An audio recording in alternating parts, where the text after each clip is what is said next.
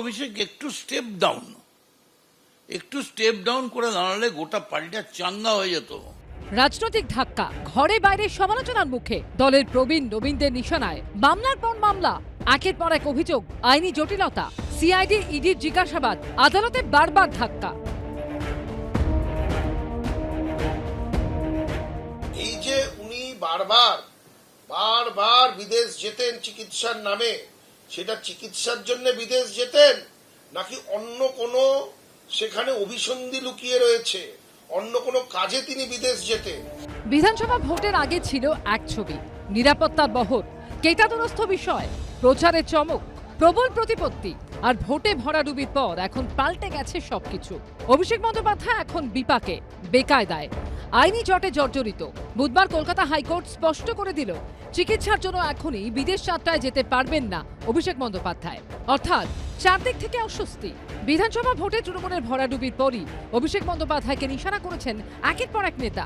দেখেন, দলের বিপর্যয় যদি বলা যায় তাহলে একজনই ব্যক্তি আছে দলটাকে তিলে তিলে শেষ করে দিল, এটা অভিষেক ব্যানার্জি। হারের জন্য তো ওই তো সবচেয়ে বেশি রেসপন্সিবল। আমাকেও তো চোর শুনতে হচ্ছে ওর জন্য। 2022-এই তো আমি বলেছিলাম যে একে হবে না, এর দ্বারা দল থাকবে না। সইচালিয়াতি কাণ্ডে দুবার সিআইডির জিজ্ঞাসাবাদের মুখোমুখি হয়েছেন অভিষেক বন্দ্যোপাধ্যায়। তার ডিজে মন্তব্য নিয়ে বাগুইয়াটি থানায় অভিযোগ দায়ের হয়েছে। 4 তারিখে রবীন্দ্রসঙ্গীতের সাথে গ্রামে একটু করে ডিজেও বাজবে। 15ই জুলাই দীর্ঘ টালবাহানার পর কলকাতা হাইকোর্টের নির্দেশে বিধাননগর আদালতে কণ্ঠস্বরে নমুনা দিতে হয়েছে অভিষেক বন্দ্যোপাধ্যায়কে। অভিষেক বন্দ্যোপাধ্যায় বিদেশ যাত্রার অনুমতির আর্জি সংক্রান্ত মামলায় বুধবার কণ্ঠস্বরে নমুনার প্রসঙ্গ উল্লেখ করেন বিচারপতি সৌগত ভট্টাচার্য।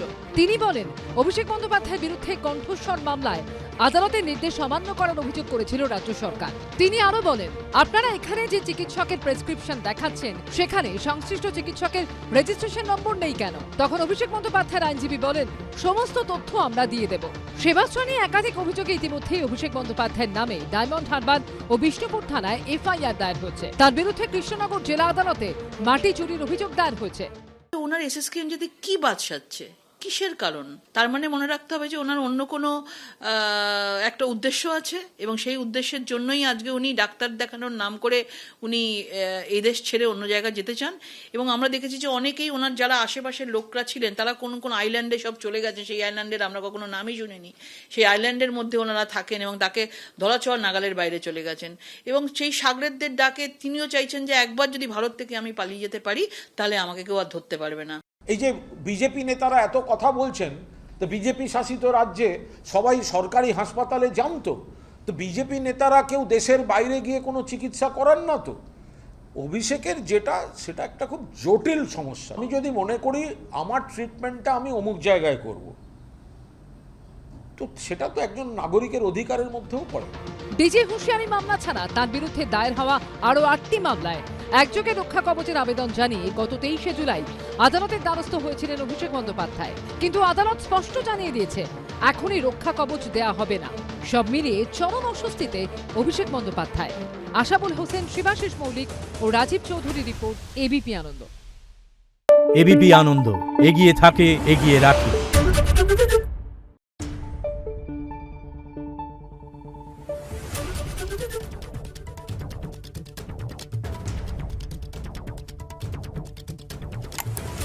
Thank you.